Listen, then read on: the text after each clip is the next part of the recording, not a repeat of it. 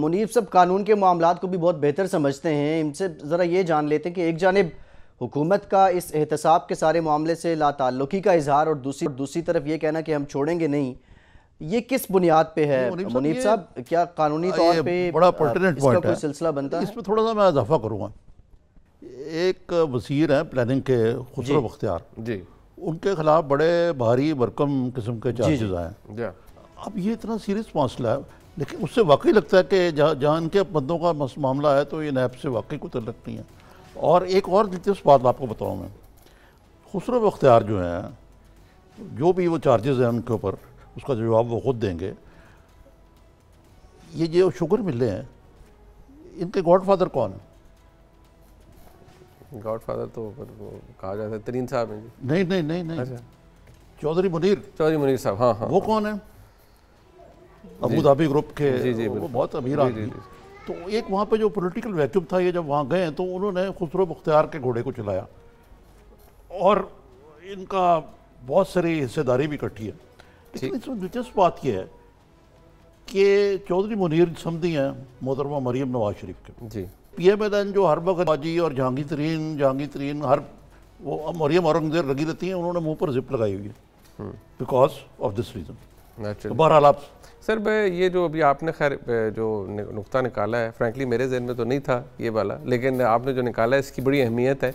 ये तो वैसे भी सर देखें, वो कहा जाता है ना कि what is right is often forgotten by what is convenient. तो दूसरों के ऊपर इल्ज़ाम लगाना या तनकीद करना वो कन्वीनियंट है सियासत के अंदर।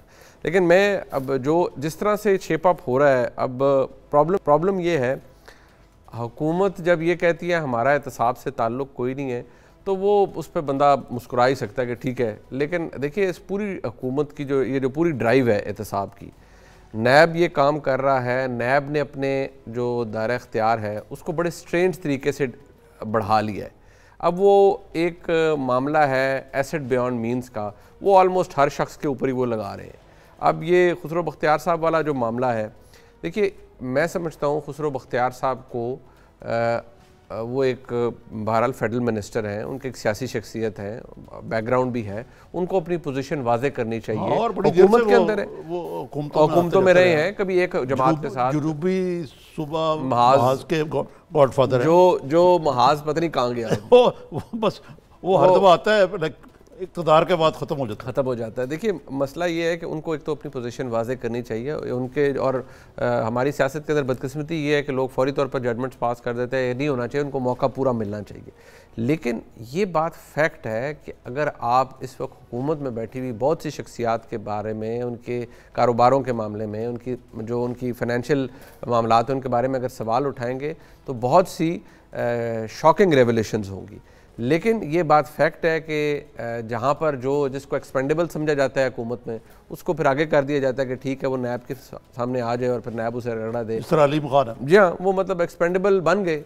अब वो किसके लिए बने हैं, वो मतलब एक अपनी वो। लेकिन खुसरो बख्तियार तो वज़ीर आज़म के फेवरेट हैं जी, वो फेवरेट भी हैं खुसरो बख्तियार साहब।